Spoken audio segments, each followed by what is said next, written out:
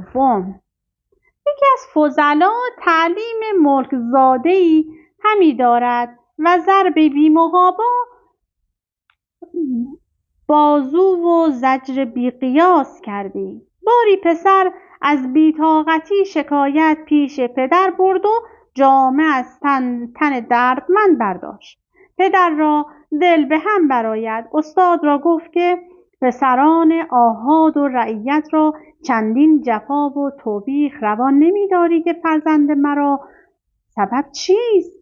گفت سبب آن که سخن اندیشیده باید گفت و حرکت پسندیده کردن همه خلق را علی العموم و پادشاهان را علی الخصوص، به موجب آنکه بر دست و زبان ایشان هرچه رفته شود هر آینه به افواه بگویند و قول و فعل عوام الناس را چندان اعتباری نباشد. اگر 100 ناپسند آید ز درویش، رفیقانش یکی از 100 ندانند و اگر یک بذله گوید پادشاهی، از اقلیمی به اقلیمی رسانند.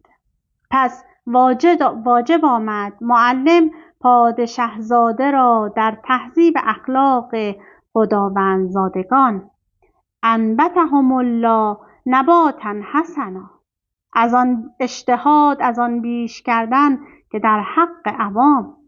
هر که در خردیش ادب نکنن ور بزرگی فلاح از او برخاست. چوب تر را چنان که خواهی هیچ نشود خشک جز به آتش راست. ملک را حسن تدبیر فقیه و تقریر جواب او موافق رأی آمد. خلعت و نعمت بخشید و پایه منصب بلند گردانید. میریم برای